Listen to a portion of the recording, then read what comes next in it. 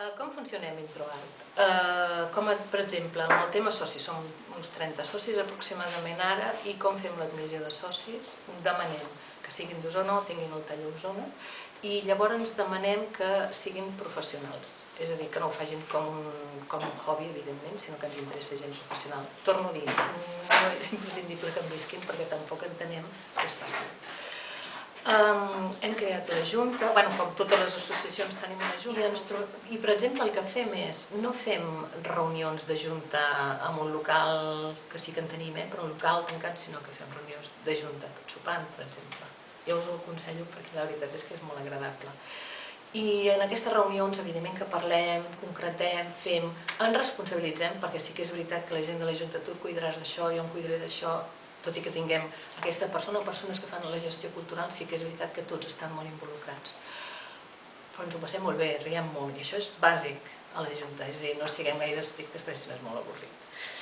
I, evidentment, amb els socis, correu electrònic el que funciona més bé, tota la informació que ja ens arriba des de FAO, per exemple, ens arriba molta informació, la passem a través de correu electrònic, qualsevol cosa que passa a través de correu electrònic, i si hi ha alguna cosa molt concreta que toca a socis que tu veus que els pot interessar molt concret, també els truquem, vull dir que la relació, en aquest cas amb els socis, és bastant constant.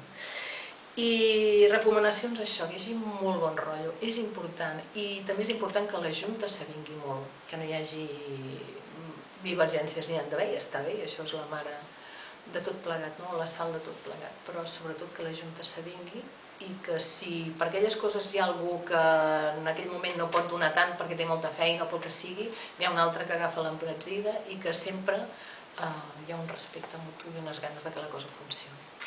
I així és com funcionem nosaltres. La comercialització potser és una de les coses més complicades que tenim tots, perquè quan parles amb altres associacions artesanes tots diem el mateix, vendre el producte no és fàcil. Nosaltres, ja us he dit abans, a través de museus tenim botiga, sincerament no es ven gaire.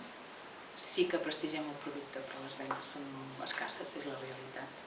El portal d'artesania també esperem que doni a conèixer i que també ens doni... No tindrem botiga virtual, però sí que esperem que ens doni a conèixer, com per exemple també la web de la FAO, que també esperem que sigui vull dir que la via internet sí que hi apostem com a via de comercialització. La fira artesanàlia, les fires són complicades, més per un producte que nosaltres estem defensant, que és el producte de qualitat, que vol dir que és un producte de cert preu, en el nostre cas, almenys de la realitat que tenim a Osona. Les fires potser no és el millor lloc per vendre el producte, aquesta fira més de carrer. El que anirem i intentem anar cada vegada més és per una fira més especialitzada, que no sigui només per la gent de carrer, sinó que també sigui que vagi més cap a fira professional. Aquest és un dels reptes. Empremtes ho volem convertir en regal institucional. No és fàcil tampoc perquè l'administració té unes dinàmiques ja que quan volen fer un regal institucional ja van a no sé on, perquè ja estan acostumats i que regalin artesania no és fàcil, però si anem creant aquesta empremta d'aquest producte de qualitat d'Osona estem convençuts que funcionarà i per això anem fent el Premi Empremtes any rere any. També hem editat un CD catàleg amb producte i també és una manera de difondre i de comercialitzar. I les performances que us deia abans, en parlo molt perquè ja hi crec molt, també són una manera de comercialitzar, potser no tant el producte com l'artesà. Estem una mica tips, els artesans en general, molts dels que fan fira, sobretot a disfressar-se per vendre el producte. És bastant humiliant, i es fa sota de medieval per vendre un producte que estàs fent ara, avui en dia. Què podem oferir en el públic que vol espectacle? Perquè a fi de comptes el que volen, la gent vol espectacle, doncs performance, siguem contemporanis. I també és una estratègia de comercialització. Finalment, un dels projectes que tenim molt ambiciós és arribar a tenir una botiga d'artesania a Vic. Vic com a ciutat, com a centre comercial, important a la comarca, però també important, perquè ve gent de Manresa, ve gent d'Olot, ve gent de Barcelona fins i tot, doncs poder aconseguir, això és el que estem treballant ara i lluitant, per aconseguir una botiga cèntrica a Vic on vendre l'artesania de la comarca i bàsicament, no vol dir que a la llarga també poguéssim vendre altre tipus o artesania d'altres llocs, però aquesta és una de les vies de comercialització que també creiem interessant i evidentment llavors a nivell personal, per exemple, nosaltres, jo com a taller de vins, la nostra via de comercialització bàsica és internet, tenim pàgina web, vull dir que després cada artesà també té la seva pròpia via de comercialització, el que parlis a nivell d'associació.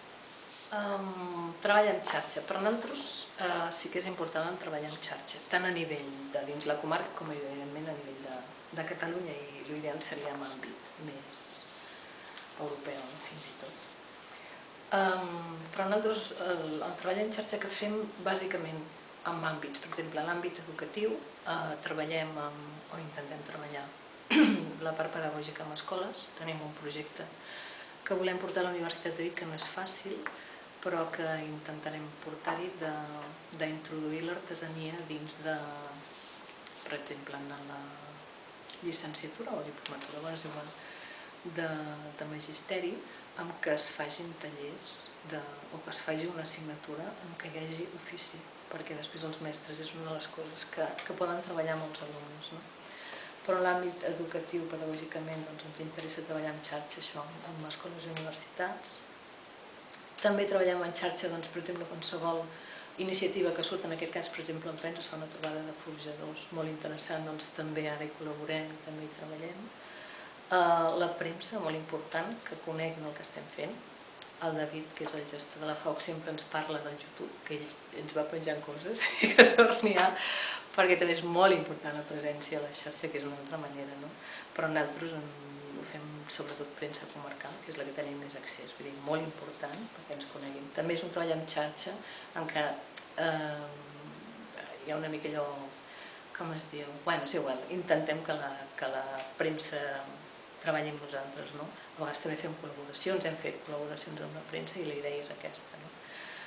A molts ajuntaments, tant d'informació com d'assessorament, qualsevol ajuntament a vegades que ens ha demanat, ostres, volíem fer una cosa relacionada amb l'artesania, ens podem donar telèfons o contactes d'artesans o ens podeu assessorar amb això que parlem, a treballar en xarxa així, i evidentment amb la FAUC. La FAUC, penso, i aquí